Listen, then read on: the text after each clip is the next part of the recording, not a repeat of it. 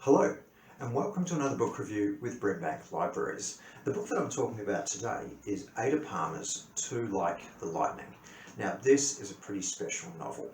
If you know anyone who thinks that science fiction can't approach literary greatness, well, I say get them to read this and it should change their mind. Ada Palmer, the author, has a background in 18th century and 17th century studies. She's a lecturer, etc., and she brings that knowledge of history into her future world that she creates, and creates this amazing fusion of 18th century philosophy and this far-flung 25th century world where nation states are a memory and people are allied in these things called hives. So when you reach the age of majority, instead of becoming a citizen of a country or whatever, you choose a hive to become part of based upon your personal values. And so the billions of people all around the earth are split into different groupings based on their own personal beliefs, and the world generally runs pretty nicely. It's kind of a utopia. There's a transport network of supersonic air cars that can get you anywhere in the world in no time. And things are pretty rosy for the human race, or at least that's how it looks on the surface. As we enter the story, we see things through the eyes of a guy called Mycroft Canner, who is, he's a convicted criminal, convicted of some pretty atrocious crimes, and you find out more of them as the book progresses. And as a result of his terrible crimes, he's been sentenced to effectively a form of lifetime slavery. He's what they call a servicer, which means he has to wander the earth and help other people for the rest of his life and never get paid for it.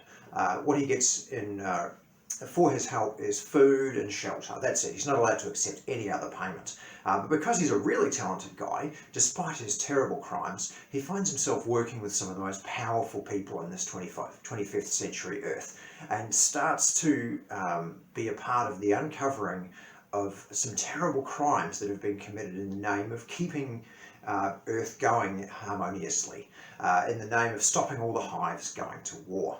While this is unfolding, he also finds out that a prominent family has been hiding a young boy who seems to have the ability to bring inanimate objects to life. So while these two things are going on, the conspiracy underneath the utopia and the young boy with the strange powers, we follow along with Mycroft and we see this strange world that Ada Palmer has created, and it's just fantastic.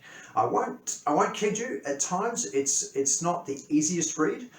It's quite dense. She packs the ideas in there, and it does require a bit of attention. There were 10-page stretches where I had to stop for a breather afterwards because it was, there was a lot of stuff happening in there. She brings all this fascinating stuff from 18th century philosophy in, and in her ungendered 25th century world where like the delineation between male and female is a lot less, she brings 18th century ideas of sexuality and sort of explores how in a genderless society sexuality could be weaponized and used against people. And it's just magnificent. It's the first book in a series of 4. She's written the first 3. The 4th is on its way.